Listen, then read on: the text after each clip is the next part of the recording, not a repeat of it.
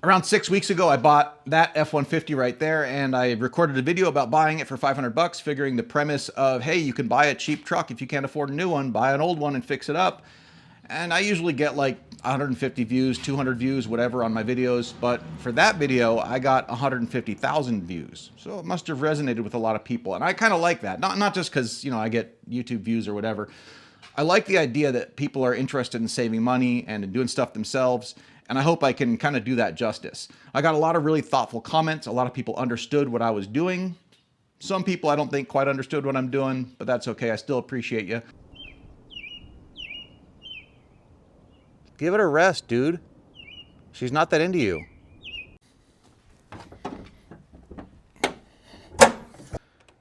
This engine has got really bad compression in all of its cylinders, and so just to kind of appease a couple of the comments I got, I tried some engine restore goop poured in there.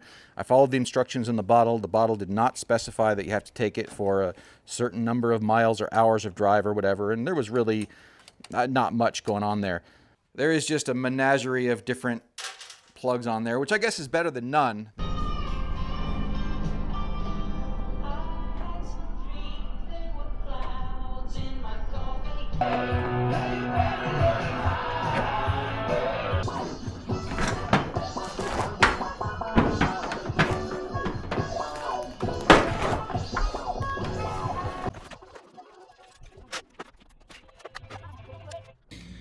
All right, now we can take a little better, closer look at this thing here. So you can see that that AC condenser is just smashed in everywhere for whatever reason. And I know that some folks had suggested doing like one of those little kind of straightener deals, but that's like plowing your field with a rake. It's just, there's too much.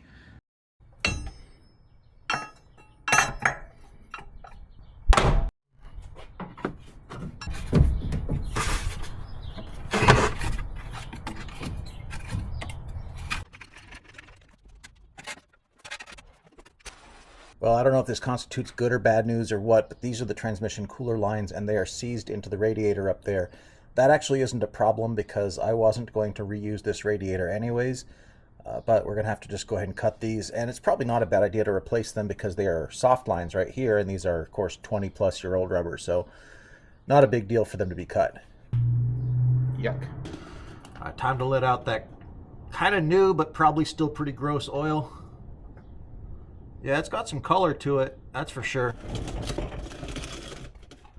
Remember, this is inexpensive oil that has like, I don't know, maybe half an hour of total runtime on it. You never notice how noisy your quiet neighborhood is until you bust out a camera and start trying to record stuff, and then you're like, why is everything so noisy? So that oil over there that's draining currently, it's just some cheap, regular conventional motor oil with like half an hour of runtime in it, and it's got 2 of the 4-cylinder bottles of that engine restore. And I had a bunch of people asking me, like, run it longer, run something that is made to prolong engine life. I'm deliberately not saying any brand names there. And there's a few reasons why I'm not doing that. One, I know this engine is not going to get fixed by some magic juice in a bottle, right? It's super sloppy. In fact, we're going to take apart this oil filter, and also I already took apart the oil filter that was previously on there. We'll cut to that in a second. But the thing I wanted to say about those additives is, like this one, made by Restore, they say that it contains their proprietary additive package called CLS, which is literally copper, lead, and silver. So it has those 3 metals all, ground up incredibly fine. And since you're burning some of it, because that's the point, you're putting it in an old engine, you're burning copper, lead, and silver. And so the lead is being aerosolized into the air that we're breathing. The copper, lead, and silver are all being washed down onto the catalytic converters and probably coating them. And since I don't intend to replace the catalytic converters on this, I don't want to run this engine that I know is a lost cause and coat those parts and then make them less efficient or make me have to replace them. Doesn't seem like a good idea. As for some of the other additives, boy, what asshole tightened this thing? Holy cow, I can't grip it tight enough to loosen it. I'm the one that tightened it.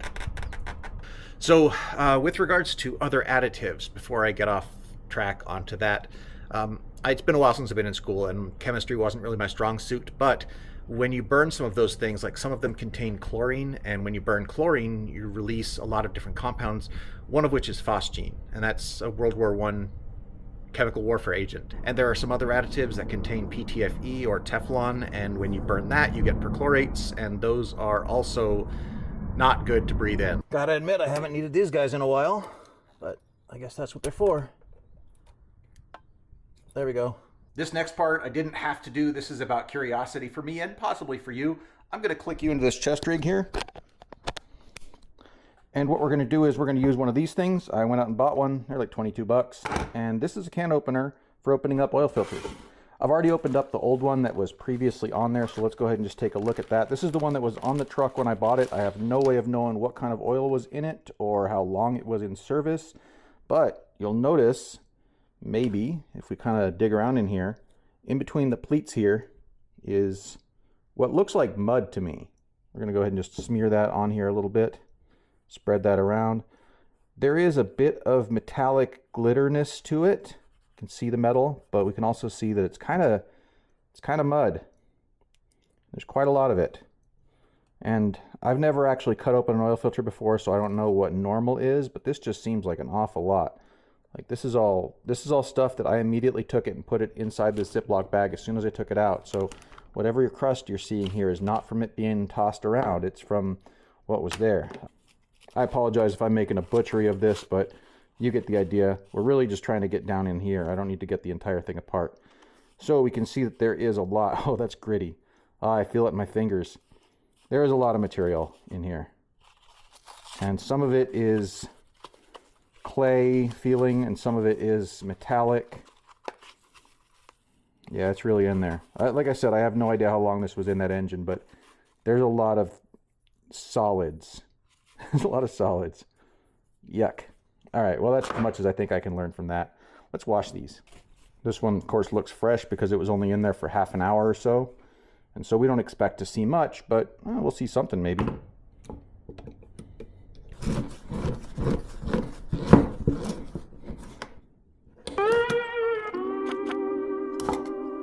Well, that's going to be a mess to clean up, isn't it? Oh, so we can see in here, there is a lot of glitter. That is a lot of glitter. And yeah, there's particles in there. There's like whole gritty particles. All right, well, time to dump that, clean this all up, get back to work.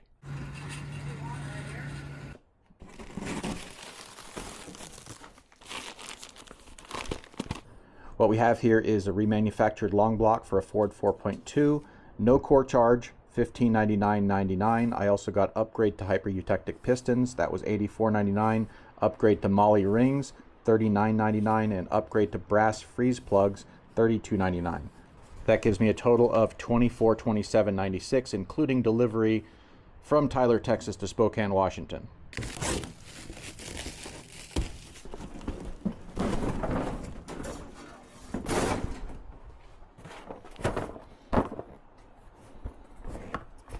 So it looks like here we've got a gasket set that has two cylinder head gaskets, valve cover grommets, intake, upper intake, throttle body, air bypass, injector O-rings, exhaust manifold, EGR valve, water pump, water outlet, timing cover, intake, and seals.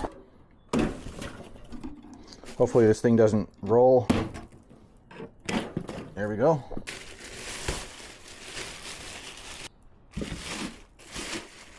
So that looks like an engine. Let's go ahead and get that up, hoisted onto something that we can take a better look at it with. Yeah, that's an engine all right. So we can see we've got our timing assembly there, which we can assume is appropriately in time. Got the stamped rockers.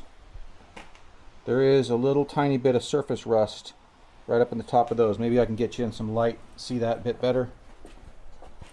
You can see here, there is just a tiny bit of corrosion that's existing in those guys. I'm not sure if that's avoidable. It's not going to be of too much consequence. Let's go ahead and flip this thing over. Under here, these guys were shipped pretty much unprotected. They just kind of got jammed down into there. They seem to arrive with no problems, so I guess that's okay. But it also, I don't know, it seems like a lot to ask of those guys. It's got this silver paint on the heads and quite a lot of scarring, but these are seasoned blocks, seasoned heads, so I guess that's what we expect. Whew. I hate to leave you hanging, but I'm gonna. Sorry about that. Like I mentioned at the top of this video, I'm accustomed to getting a couple hundred views from a video like this, not a couple 100,000. So thank you for that. But the pace that I'd set for myself was kind of more relaxed. And in the meanwhile, I had to do a little work on my wife's car because it's as old as that truck is. And then I have to do a kitchen remodel because I can't be without a sink for a long period of time. I have to do a bathroom remodel. So I bit off quite a bit right there. I've got my full-time job. I know excuses. I'm just saying I set myself a pace that I guess isn't commensurate with a video that got 250,000 views. So that was really awesome. I mean, that was a big pick-me-up. Speaking of which, my man D Creators Creations is still not monetized. So if you want to help the guy out, go ahead and click wherever that's going to be, because he's doing some pretty good work and YouTube ain't paying him. So anyway, aside from that though, I'm going to be working on this truck at the end of July, beginning of August. We're going to get the old motor out. Everything is out of there except I just have to disconnect the transmission, crane it up and get it out. And then this guy drops in. Of course, I've got to swap some tin and stuff like that. And then beginning of September, we're going to start driving it around, and then we're going to get to work making the truck awesome. I've got some stuff to do with the truck, more than just simply sticking a motor into it. But I didn't really want to put the wagon before the horse. Like, what's the point in modifying a truck before it's even drivable? So we're going to get it drivable first. That'll be a video, and then we're going to make it awesome. That'll be 1 or 2 videos, maybe more. I don't know. We'll see where it goes. Anyway, thanks for watching.